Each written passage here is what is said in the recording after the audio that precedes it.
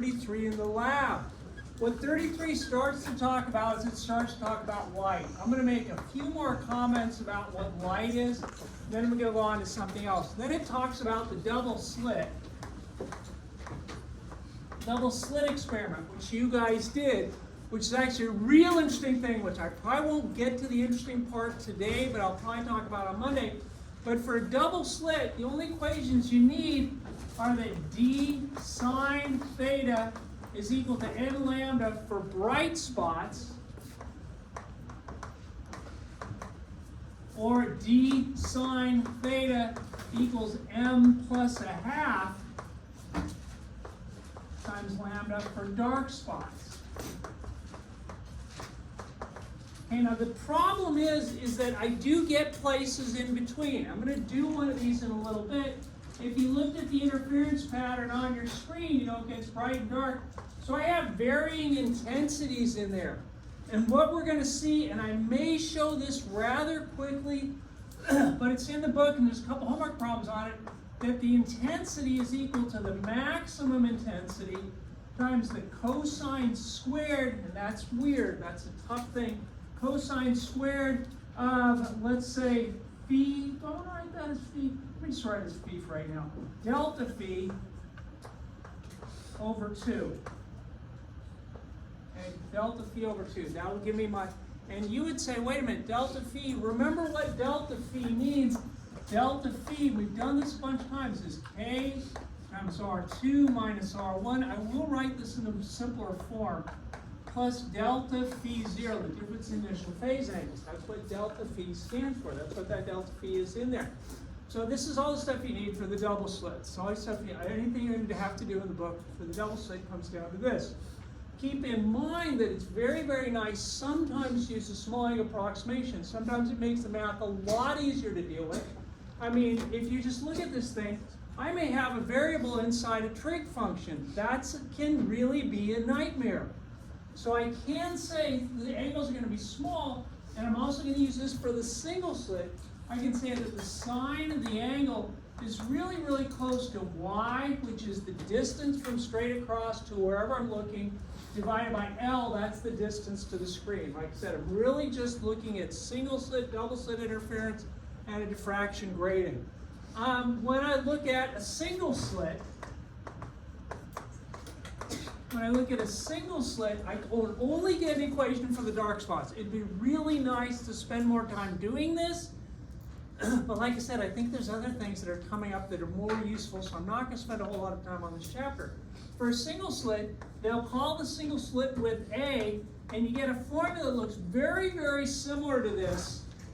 A sine theta is equal to m times lambda. But the thing is, with a single slit, that only works for the dark spots. We don't have anything for the bright spots, which is really, really counterintuitive. You would say, well, I know they got to be halfway in between the dark spots. Yeah, that's fine, but we don't have a direct way of finding them. Has to do with phasors. An extra week, I'd get into that and talk about it. Like I said, I don't think it's the most important thing in the world. The only other really, really useful idea in this section that you guys are going to need is going to be the diffraction grating.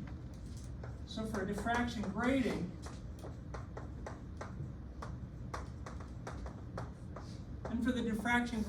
I just use this thing. And the reason you don't, and that's really weird. And that's actually really not exactly correct, but it's good enough for eyesight. Okay? It's really weird. Why don't I use the dark spots? How can it actually work out to be this thing? The diffraction grating is fun. Diffraction grating is way past the math I want to get involved in this class. The book will also talk about circular apertures. I'm not going to do that at all. It's just memorizing the equation. I don't think it's really useful.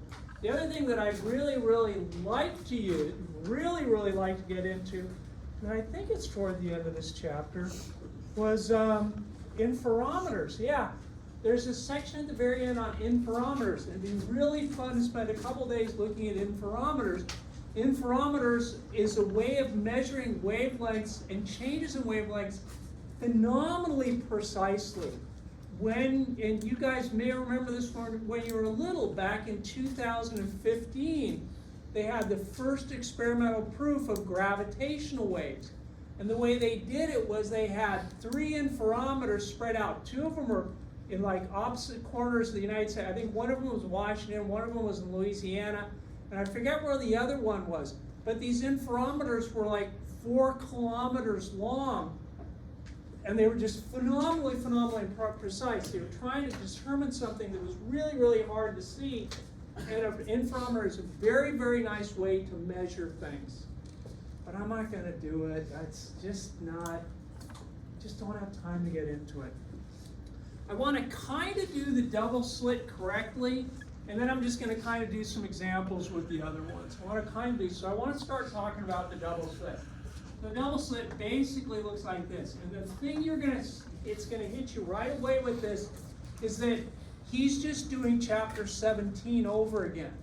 That's the reason that it's not in the right order in the book. You'd say we're skipping from 17 to 33. Chapter 33 is just applying what you learned in chapter 17. Because you guys would say, hey, when I get constructive interference, I know that K times R2 minus R1 plus the difference, the initial phase angle, is going to be equal to an integer number of 2 pi. We talked about that. That was just out of 17. I'm going to use that same idea here. I got 2 double slits like this. I'm going to send out a nice coherent light beam, which is really useful because when a wave starts here, I get another wave starting here at exactly the same time, which means they're both in phase. So from this point of view, the difference in phase is going to be 0, because they're both in phase. I'm going to look at, there's going to screen when these waves hit here, I will see a pattern of bright spots, one straight across. I'll get another bright spot next to it, another bright spot next to it, another bright spot next to it, another bright spot. And actually this is not exactly what you see because, and I haven't even talked about it yet, there's a single slit interference because this has to have some sort of width, right? I mean, it's got to be some sort of width wide. So actually, I'm going to have an overlap of the single slit on top of the double slit pattern. But I'm going to ignore the single slit pattern at first. So I got this same pattern coming down here like this. And what I'd like to do is I'd like to find something for the bright spots. Well, the bright spots is where I get constructive interference. I got some light coming from here to here. I got some light coming from here to here like that. Let me call this R2 and this R1. And if you could measure R2 and R1, you could really say, hey, K is 2 pi over the wavelength times R2 minus R1. I know this part is 0, so this is going to be equal to an integer number of 2 pi. I'm going to cancel the 2 pi's out of both sides, and I would say R2 minus R1 has got to be an integer number of wavelengths, which is a perfectly fine way to do it, except measuring R2 and R1 is really phenomenally difficult. Now, actually, in the last 10, 15, 20 years, they've developed methods of measuring lengths using lasers where it's actually practical to measure these 2 distances. I mean, remember, when you did this in the lab, these things are like 0.2 of a millimeter, 0.4 of a millimeter apart, and you're looking at a screen down here somewhere. The difference in the distances is incredibly tiny. I mean, up until, like I said, very recently, it was really physically impossible to measure the difference in the distances. But now I could. But I'm going to go back and look at this the other way anyways, because it's a little bit easier to deal with, at least with the equipment that we had, and this is the way it's presented in the book. I would say, you know what, I actually don't have to measure R2 and R1 directly. All I need is the difference between the 2, right? I don't have to know what R2 and R1 is. I just have to find the extra distance that R2 travels. What I'm going to do is I'm going to drop a perpendicular from here to here like that. And I'm going to say, well, R1 is really the same as this distance right here. So R1 minus R2, that's got to be this length right here. R2 minus R1, it's got to be this little extra distance right here. So what's that going to be? Well, if I knew what this angle was, you could say that the sine of this angle is going to be the opposite over the hypotenuse, right? Right? Because I have a little right triangle right here. And if I do this angle, you know, this is the opposite side. There's the right angle right there. This is the hypotenuse.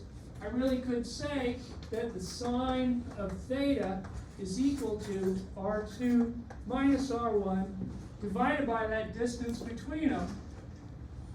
like that, right? Because D is going to be the spacing between the slits. They're always going to use D for the spacing in between the slits. So you could say, yeah, D sine theta is equal to R2 minus R1. So I would rewrite this as D sine of theta is equal to the integer number of the wavelengths. That's the first formula I got up here for the bright spots. Now, if you think about it, I'm not going to crank through this because I've got a billion other things to do, but to find the dark spots, all I want is for one of these waves to travel an extra half a wavelength. If they're in phase at the bright spots, the crests are meeting a crest like that. If they're out of phase at these dark spots, I've essentially scooted this one a half a wave. If I scooted it a whole wave, I'd get another crest meeting up with this thing. But if I scoot it half wave, I'll have this trough here meeting up with this and canceling it out. Simple, simple, simple explanation. But to get destructive interference, I just want it to travel an extra half a wave. So I'm going to use this for bright spots. I'm going to use this, D sine theta, which is that extra distance. I want it to be a half a wave out of phase. To travel an extra half, I should say it should travel an extra half wave. Now, why I use M for the second one doesn't really matter. I just want to use a different color. Okay, but that's really the explanation behind these two ideas. Now, once again, if the angle is small, which with a single slit and a double slit will invariably be the case. If the angle is small, I can replace sine theta with y over L. This is not exactly right, but if you try it with numbers, you will see for small angles, that's phenomenally good. It's like everything else in physics. We're making approximations all the time. It just makes your life easier. And once again, the truth is, if you have a problem where you have a variable inside a trig function, it can really be a nightmare to work it out. There are some problems in the homework where if you try to do it this way, it is not going to work. Because you guys know you cannot solve all trig equations. They don't have a numerical, nice, tight solution. You get infinite series stuff. So sometimes it's really, really, really advantageous to replace sine theta with this thing. For anything we do, it's probably easiest to look at it that way, okay? So that's just really quickly trying to explain these two things. And once again, you should look at it and say, man, that's really, except for this thing with the D, this distance difference is D sine theta. That's why it looked a little bit weird. But the rest of it was really chapter 17 stuff. I want to look at this thing now. Actually, yeah. Let me talk about. Let me talk about the intensity. I don't know that I'm doing this in the right order. Let me talk about the intensity. Let me blow this drawing up a little bit. Say the central bright point was like this, and I get, pretty obviously some varying intensity. I get a maximum intensity here, minimum here, but there are places in between where the intensity is not a minimum or a maximum. And I want to be able to deal with that. Like I said, that's where this is going to come up, okay? If you're dealing with a maximum or a minimum, use this. But there's a couple problems in the homework where they say, no, I want to be in between the bright and the dark fringes, and I want to find the intensity there. Okay, well, the intensity, and let me get rid of this. The intensity is a tough one, because really we've been looking at the amplitude of the light coming down. We've been looking, this is really just a description of the amplitude of light. And it turns out the intensity, which is the way they'll ask the problem in the book. I kind of wish they do amplitude. I kind of do, but they don't. The intensity is actually proportional. So I'm just going to throw some constant C, which, yes, I do not remember what it is off the top of my head. Some constant C times the amplitude squared, which is going to be A times the sine, 2A times the sine of delta phi over 2 cosine squared. Let's just square the whole thing. This whole thing squared like that. Okay. You guys know what delta phi is, but I'm going to simplify a couple of things first. Since the intensity is equal to C times 4A squared, that would be the intensity of a single slit would just be A. That would be the amplitude. This is the intensity of two slits. times the cosine squared of delta phi over 2. I'm just going to call this the maximum intensity, just to make this is how the book does it. It just makes your life simpler to deal with it this time. I'm going to say the intensity of the spot is related to the maximum intensity. There will be some, maximum brightness here, no brightness here. But that's my maximum intensity times the cosine squared of, remember, delta phi is going to be K times R2 minus R1 plus delta phi 0, which is different than this. Remember, this is the difference. Like I said, the notation kills people in this stuff. Delta phi 0 is the difference in the initial phase angles, which actually in this problem is really nice because it's going to be 0. Let me just write this out. Phi 2 0 minus phi 1 0 like that. This whole thing divided by 2. Okay? Now, like I said, I'm doing this with a nice coherent light beam, so the light comes down real nice. It's like looking at waves. I hate to bring this up, and it's this just, I knew somebody who actually had a membership at a yacht club down in the LA area. And one of the things, they had a whole series of pictures on the wall, and it was really cool. That whole series of pictures on the wall on the development of the breakwater, I think it was Marina del Rey, the Marina del Rey breakwater. And what they had was they had all these aerial pictures watching the waves come into the breakwater. And what was really weird was you could see this exact interference pattern from the waves coming in and hitting the breakwater. It's the same exact thing. It's just with light rays you can't see it, but it's waves coming down and hitting like this. If the wave comes down and hits in phase like this, this will have the same exact phase as this. Since the phases are exactly the same, that difference is just going to be 0. That makes this nicer to deal with. I can say the maximum intensity, the intensity at some spot is the maximum intensity times cosine squared of, this is going to be K times R2 minus R1, and you're already saying, hey, I can replace R2 minus R1, but I'll do that in the next step. We just talked about that. R2 minus R1 is just d sine theta. So I could say the intensity, like I said, if you're looking for a maximum or a minimum, deal with it this way. It's just easier, but there's a couple problems in the book, and I have done this occasionally on tests, and it's just kind of, this is tough. People get mixed up with, actually, to be honest, I actually, one year, I had people do this whole derivation. I gave a lot of hints, so a lot of people got it, but it's tough. If you haven't kind of looked at it, I can write this as I max times, this is the cosine squared of, well, inside here is K, that's 2 pi over the wavelength, right? That's K. R2 minus R1, that's d sine theta over 2 like that. And you're looking at saying you can cancel the 2's out. Yeah, you can cancel the 2's out. Cancel the 2's out. So I could say the intensity is equal to, and I think this is what you'll use on the homework. This is where it comes from. Cosine squared of pi times d times the sine of the angle over the wavelength, because the 2's canceled out. That's the wavelength down there. Now, real quickly, again, if you want to get rid of the sine theta, remember sine theta is the same thing as y over L in this sort of a problem.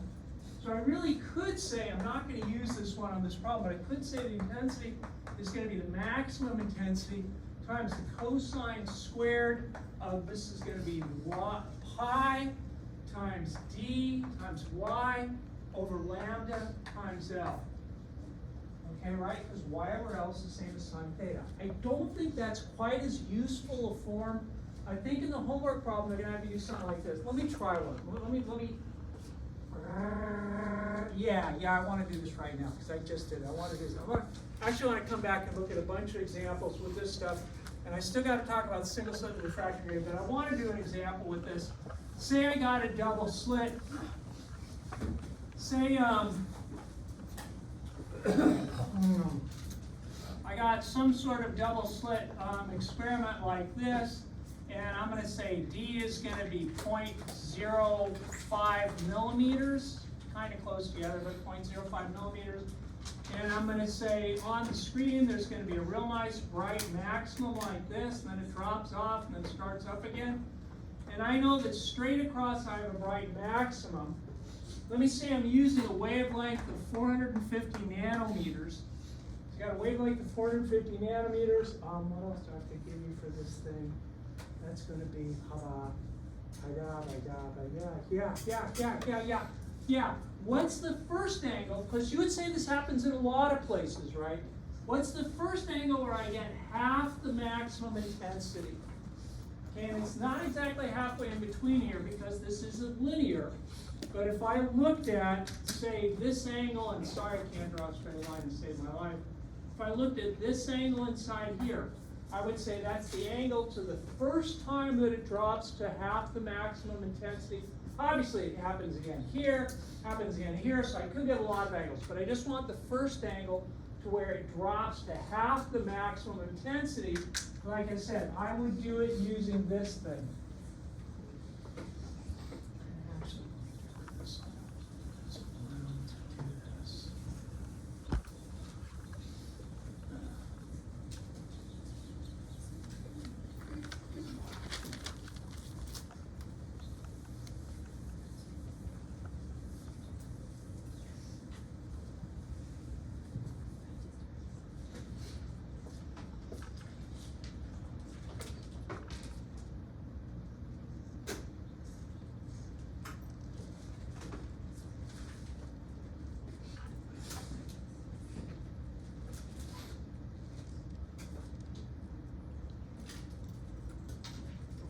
So like I said, I want to get the spot where the intensity is equal to half the max. I think the math works out nice. You just look at half. You could do this with something else, but you could do it. You could do it.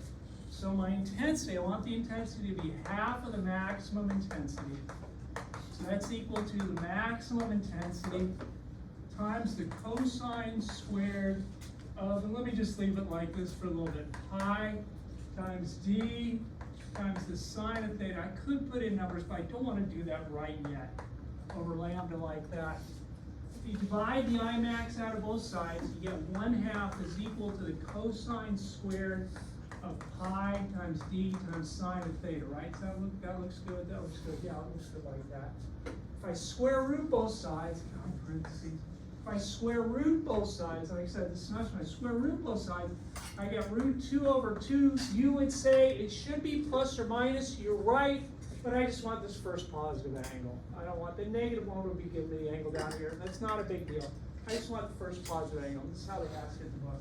So the square root of 2 over 2, that's just square rooting the side and just taking the positive root, is the cosine of, this is pi times d times the sine of theta over lambda like that. Now how do I say it? So how do I solve this? I say, take an inverse cosine of both sides. Do whatever. Well, I look at this and I say, cosine of what angle is root 2 over 2? And I go, oh yeah, that's pi fourths. And if you don't remember that, that's fine. Remember, you could get that from your calculator. Take an inverse cosine of both sides, you would get pi fourths is equal to pi times d times sine of theta over the wavelength. I can cancel the pi's out of both sides. I can solve this for sine theta. I get sine theta is going to be equal to lambda over 4 times d. Did I get everything? Yeah. If I put in the numbers, the wavelength's kind of small. That's 400. But like I said, the angles are really tiny. The angle between here and here is really tiny. The angle between here and here is really, really tiny. So I get this is going to be 400. Did I say 400 times 10 to the minus 9th meters? Remember, nanometers is times 10 to the minus 9th. If you forget on a test, ask me. I don't worry about prefixes, but it's nice to remember that. This is over 4 times d. Well, d was a slit spacing, 0.05 times 10 to the minus 3rd meters, like that. And I should be able to solve for what the sine theta is, and it's going to be small, yeah? It's 450. What, did I say 450? Oh, dang it, yeah, thank you. Yeah, 450. 450 like that. So I can type this out, I get 450 E 9 negative divided by 4 divided by 0.05 E 3 negative equals, I think you get the sine of theta is going to be equal to 0.00225. If you do it in radians, you're fine. If you do it in degrees, you're fine. I just want the angle of this thing. I'm going to leave it in degrees because that's why most people do it. So I go second sine. This is like 0.1289 degrees. You know, it's just really small angle. You'd say theta's a really small angle. I knew it was going to be a small angle. That's pretty small. Anyways, like I said, there's a problem like that in homework. Where am I with this stuff? Did that, not gonna do that, did that.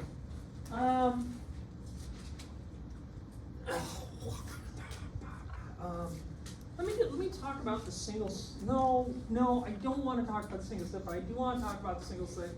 Let me run through the single slit really quickly. The single slit is, this stuff is all, I won't say bad. It's not bad. It's just the way it is. Light is really tough to deal with. Light's a huge probability problem.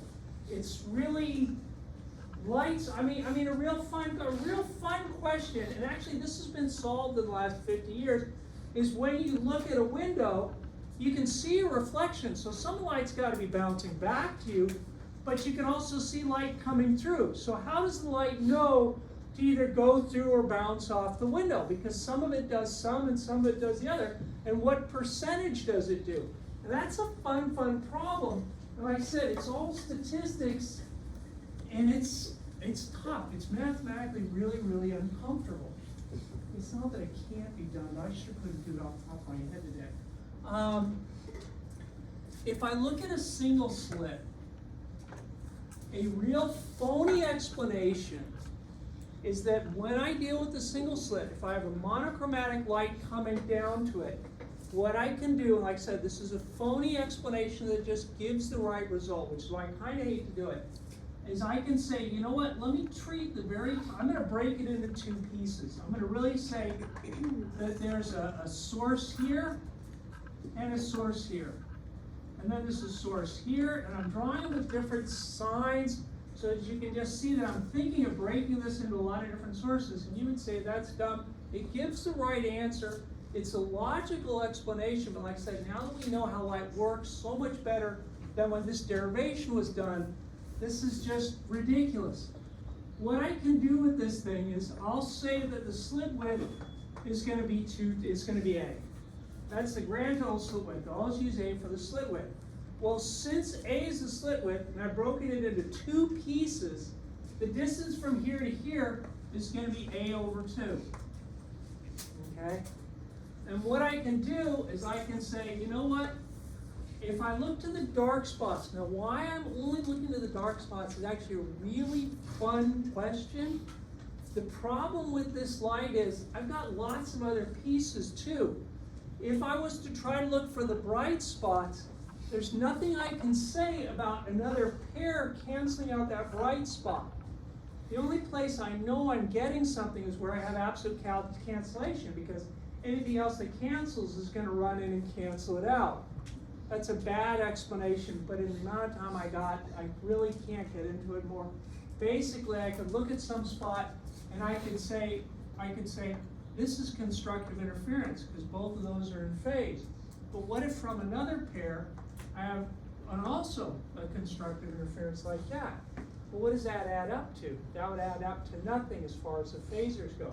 If you don't get that, don't worry about it. Like I said, I don't really have time to get into it, but I can't do anything for where the dark spots are. If I look at these two, and I call this distance R1 and this distance R2, I can say, just looking at, what I was doing before for the double slit, I can say A over 2 times R2 minus R1 has got to be equal to, well, it's a dark spot, so that's going to be N plus a half times the wavelength. Since I just want the first place where that happens, I'm just going to look at it like this. So I get A over 2 times R2 minus R1 equals 1/2 times the wavelength. Well, I can cancel the 2's out of both sides, and I can write this as A times the sine of theta is going to be equal to 1 times lambda. That's where I get my first dark spot. If I repeat it again, by cutting it instead of into two sections, now I'm going to cut it into 4 sections.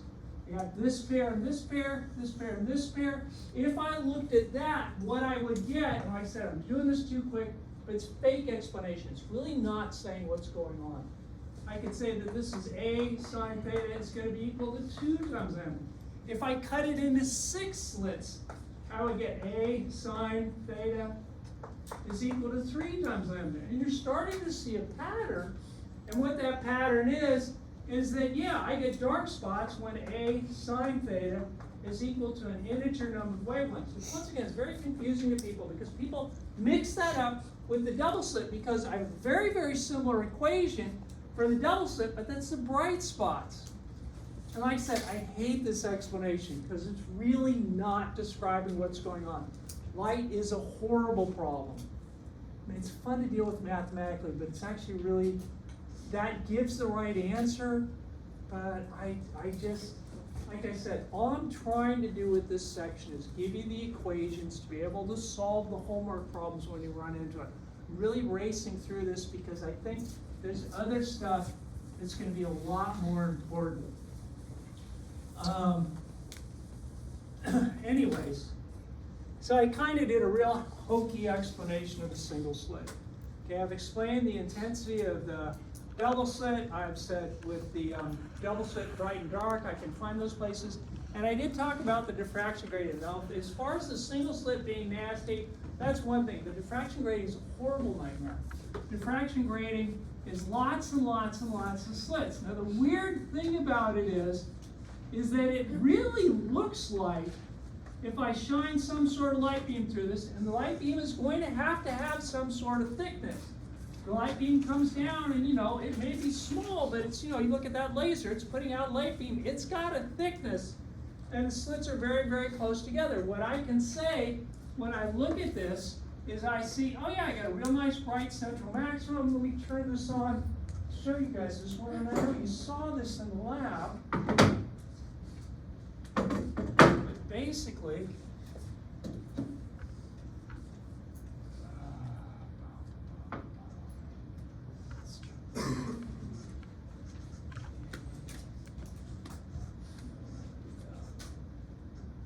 that one, you can see the dots. I mean, if you can't, let me turn off the lights for a minute. But you can see the dots. You get very, very well spaced.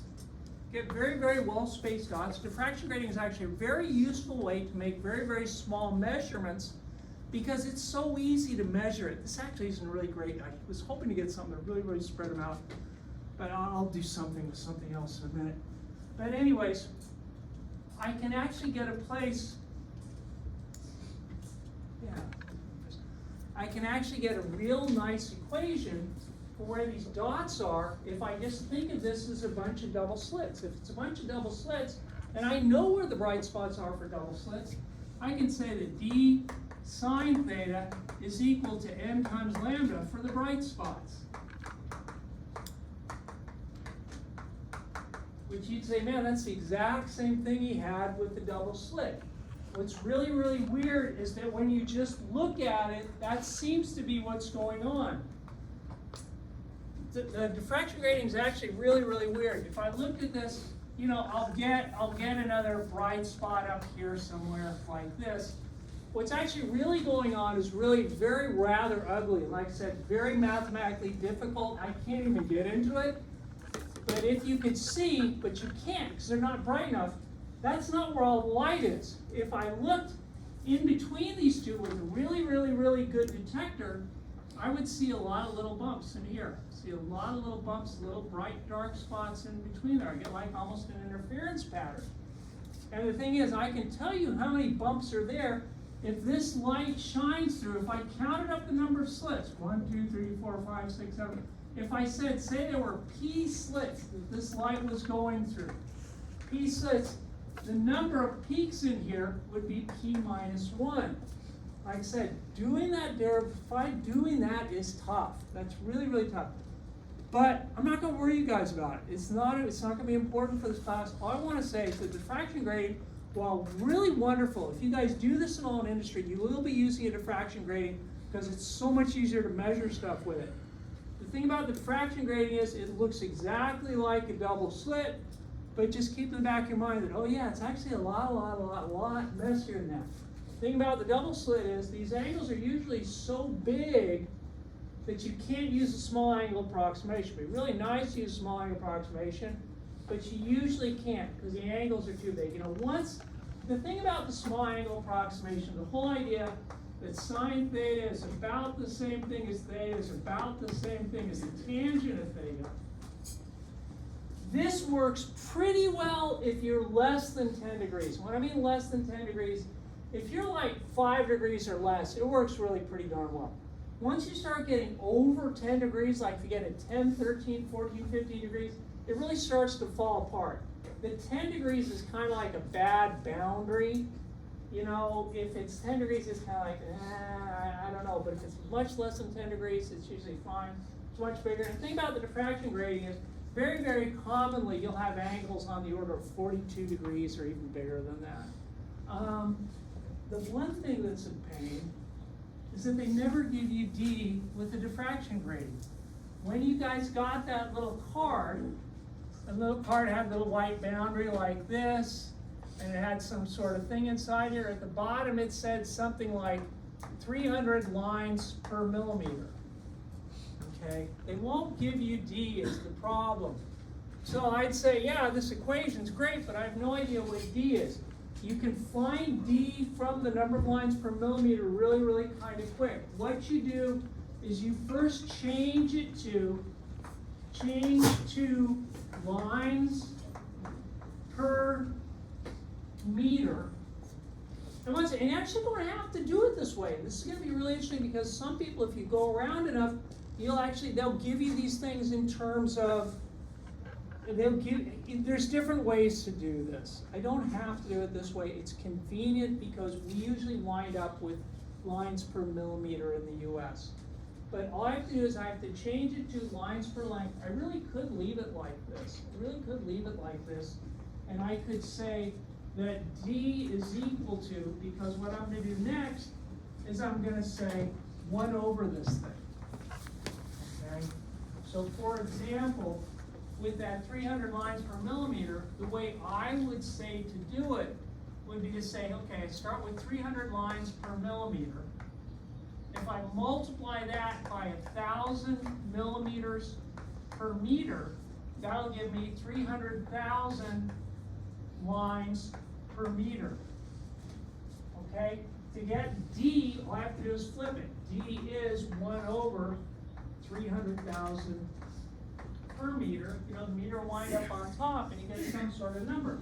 Now the truth is, you really could have left it in terms of millimeters. It's just people usually don't do that. I could have gone back here and I could have said, well, D is really the same thing as 1 over 300 per millimeter, and you get D in terms of millimeter, and that's fine, that's perfectly legal. But most people will, you know, when you're dealing with this in terms of SI units, most people want to convert it back to meters. It really doesn't matter, okay?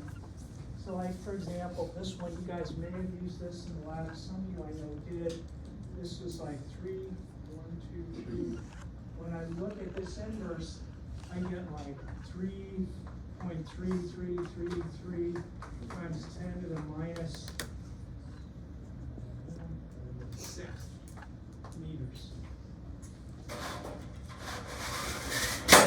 Okay, and that's the only really tricky thing with the diffraction grating, except for the fact that you have to really think about the diffraction grating is really kind of ugly, but we just don't worry about it. We kind of ignore that. What else do I want to say? What time is it? God dang it. Yeah, let me, diffraction, what else? What else I want to say? So I got that. I talked about the single slit. I did that. Great. Okay, perfect. Yeah. I'd like to just do a couple examples with this thing.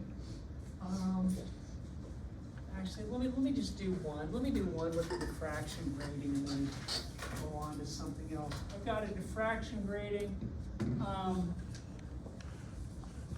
No, let me do this one. This is I got a diffraction grating. So I'm shooting light through diffraction grating. Light goes through diffraction grating. And on a screen, let me say 4 meters away, what I notice is there's a bright spot right here, okay? And then the very next bright spot is out here. And let me say this distance is going to be, let's say 0.45 meters. 0.45 meters. Let me say, let me say 1.4, not just 1.4. 1.4 meters like that. That's going to be 1.4 meters. What is the number of lines per millimeter in the diffraction rate?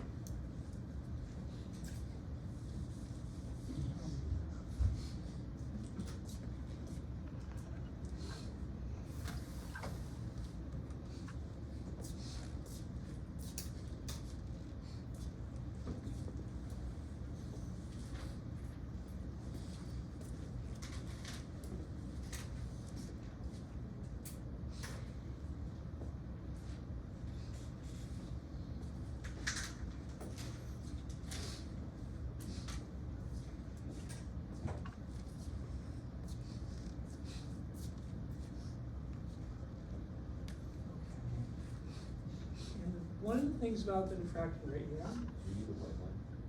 Do you need the wavelength? You probably do, thanks. Yeah, sorry. Say the wavelength is 550 nanometers. Yeah, sorry about that. Yeah, you definitely did need the whole thing, yeah.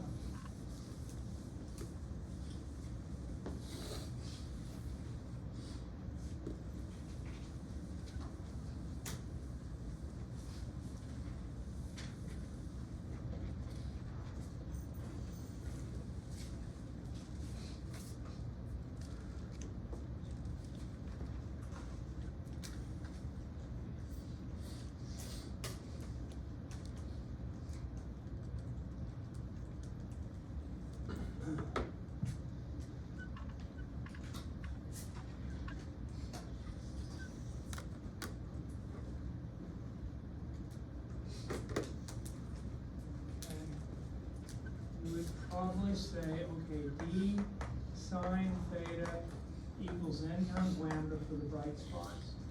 People are always very tempted to use the small angle approximation. And you could probably kind of get away with it on this one. I don't really know what that angle is, but I could figure it out. I could say, since I know this distance here, and I know this distance here, I could find that angle. I could say that the tangent of that angle has to be 1.4 meters divided by 4 meters, so I can figure out what that angle is. That's going to be 1.4, bless you, divided by 4 equals second tangent. It's going to be like, theta is like 19.3 degrees, I think. I think it's going to be like 19.3 degrees. So yeah, small angle approximation. I mean, I will say, there are times when the small angle approximation is really helpful with the math. I will try to set up problems on the exam where it'll work either way. But like I said, with the diffraction gradient, it usually doesn't work at all, and it wouldn't work in this case. So I can say that d times the sine of 19.3 degrees has got to be equal to, well, remember, straight across is n equals 0. There's 0 bright spot. The first one would be n equals 1. So this is going to be 1 times the wavelength, and yeah, thanks for bringing that up. 550 nanometers. I should be able to figure out what d is. Should be able to get d. So this is going to be sine 1 over x times 0, 89 nanometers equals. And I think, and I hope you're checking this, I think I'm getting d is going to be 1.665 times 10 to the minus, and I hope it's, 6, times 10 to the minus 6 meters. I think that's right. That's what d is going to be. Like I said, I want to change that back to millimeters. So I say the number of lines per meter. To get the number of lines per meter, I just fix it. Flip it. The number of lines per meter is going to be 1 over this thing. So that's going to be the number of lines per meter. All I have to do is flip it. number of lines is just 1 over d. That's going to be, oh boy, how many is, where's the d in this? 6, I'm keeping too many digits, 637 per meter. That's per meter, and since 1 millimeter is 1,000th of this would have to be the same as 600 point whatever. It makes no sense to talk about a fraction of a line. So if you left this, I won't take off, but they usually write in 600 per millimeter. That'd be how many lines per millimeter. Okay. Yeah, and that's everything. I'm gonna come back and I'm gonna do a couple examples for sure on Monday. I want to start today. And I've really covered all the equations that you need. The thing is, keep in mind, light, we call it a photon, is very, very, very strange. It has wave properties and particle properties. We kind of think it's both. One of the upsetting things about any sort of electromagnetic wave is that if you do an experiment to show that it's a particle, it behaves like a particle. If you do an experiment to show that it's a wave, it behaves like a wave. You never see it doing both things at the same time, which is really, really, really disturbing. Let me look at just one quick problem. This thing, I got a double slit. I got a double slit like this. Let me say that D is going to be, no, let's find D at this point. Let me find D. I got this double slit. The distance to the screen is going to be 5 meters. On the screen, I've got that bright and dark pattern like this. And just to make it easier to see, I'm going to take this one to be straight across. Bad drawing. That one to be straight across. This is going to be my n equals 1 bright spot. This is going to be my n equals 2 bright spot. Remember, in the center, straight across, that's n equals 0. As far as dark spots, if you had to do it, this is m equals 0, m equals 1, m equals 2, like that. Because we always, when we do the dark spots, we count up from a half. So the very first dark spot will be at m equals 0. What I'm going to say with this problem, I'm not going to have time to finish it. What I'm going to say with this problem is that the distance along here, the distance from the third bright spot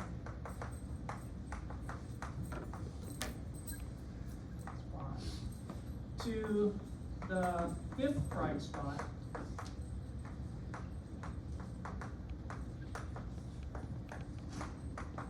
is, let's say 2 centimeters.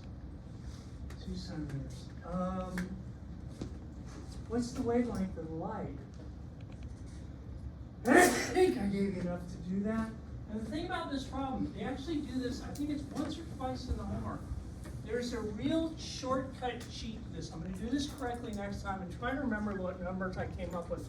But there's a real cheat to doing this. The thing is that the spacing between the bright dots is very, very nearly constant. It's not. It's not supposed to be. But since this angle going out here is still really, really small, the distance from here to here, here to here, here to here is going to be the same thing. So if I go from the third, which is 1, 2, 3, to the fifth, and if I say the distance from here to here is going to be 2 centimeters, that means the distance between each one is just going to be 1 centimeter. And then I could go back and use any one of these things. I could look at this first point here and say that, yeah, y is going to be 1 centimeter to the first bright spot. That's a real shortcut that will always work because the angles are so small. But I'm going to do it correctly next time because